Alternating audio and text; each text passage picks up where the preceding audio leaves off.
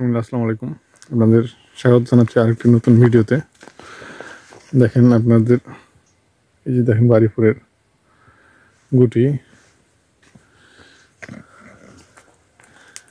এই যখন অবস্থা তখন আপনাদের নিয়ে আসছে এই বাড়িপুর বাগানে। তো বাড়িপুর আম বাগানে আজকে আপনাদের আপডেট দেব। তো আসলে আজকে আবহাওয়া মোটামুটি ভালো আছে। শীত, গতকাল আবহাওয়া খারাপ ছিল, আজকে মোটামুটি রৌদ্র উজ্জ্বল আবহাওয়া। তো এই হলো ঘটনা। তো আসলে এই সময় বাগানের পরিচর্যা সম্পর্কে করণীয় কি বিস্তারিত বলবো। দেখেন দেখেন বাগান অবস্থা। এই দেখেন গুটি এখন ঠেলতে শুরু করেনি কিছু কিছু ডালে, আর কিছু ডালে ফের আবার শুরু করছে। এই অবস্থা। এটা দেখেন, এই যে আপনার গুটি বড় হয়ে গেছে।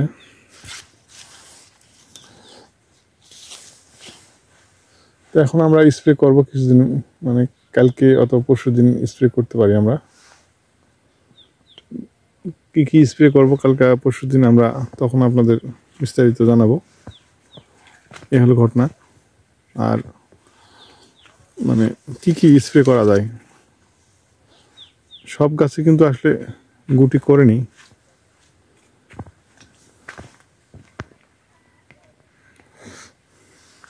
যেমন দেখেন এই গাছে গুটি করেনি, তবে গুটি করবে, যে ফাটে গেছে, দেরি হবে। তো এই হলো ঘটনা। তো যেসব গাছে গুটি করছে সেই গাছে মানে আলাদা করে স্টক মানে এখন যত্ন নেওয়া সম্ভব নয়। সবগুলো একই রকম যত্ন নিতে হবে। দেখেন, তো ম্যাক্সিমাম গাছে কিন্তু গুটি করছে, আর কিছু মানে মিনিমাম গাছে গুটি করেনি। দেখেন এই যে অবস্থা। দেখেন মিনিমাম গাছে গুটি করেনি।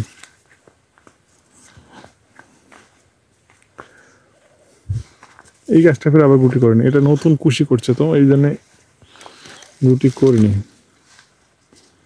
গুটি করবে, এখনো সময় আছে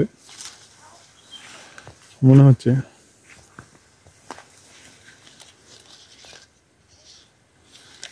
দেখেন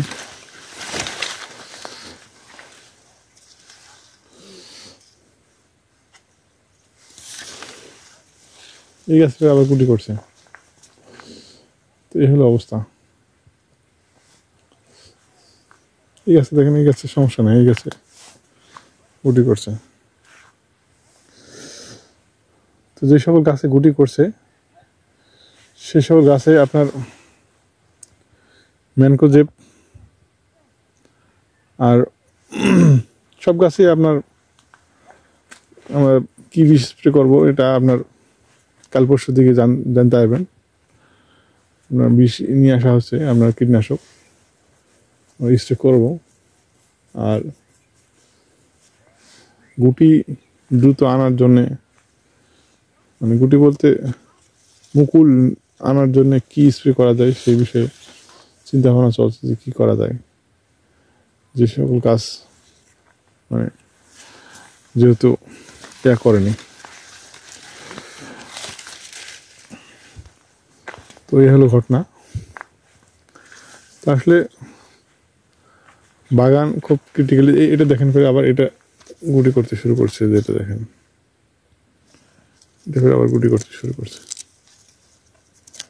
এই যে দেখেন, এটা ফের আবার সমস্যা নেই। এই হলো ঘটনা।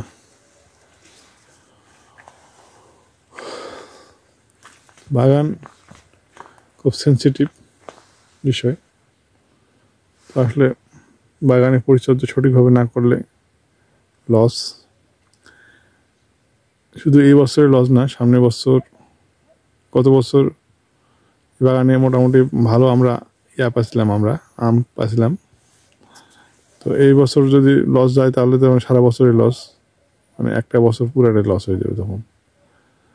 তো এই জন্যে বাগানে যেন লস না হয় সেই জন্য আসলে সতর্ক থাকতে হবে, এটা হলো কথা।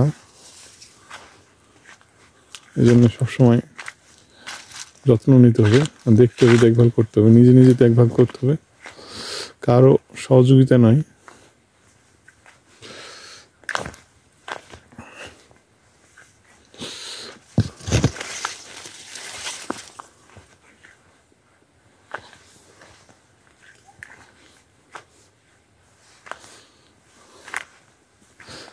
তো যে বিষয়টা হলো যে বাগানে আসলে আমাদের এই ছাঁটাই করা হয়নি, মানে ডগা ছাঁটাই করা হয়নি, মানে পুনিং করা হয়নি, ডাল ছাঁটাই করা হয়নি। ডাল ছাঁটাই না করার কারণে, পুনিং না করার কারণে গাছগুলো এবড়ো থেবড়ো হয়ে গেছে, সমস্যা হয়ে গেছিল। এটা একটা সমস্যা, এটা যাই হোক এই ঘটনা। আর এখানে বেড়া নাই, এই জন্য এই যে দেখেন ঘাঁটা হয়ে গেছে।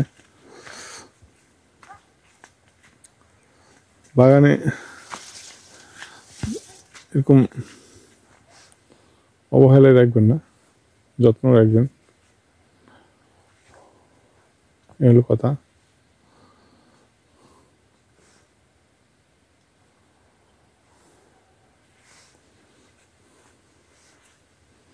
তো ঠিক আছে, ভালো থাকেন, আর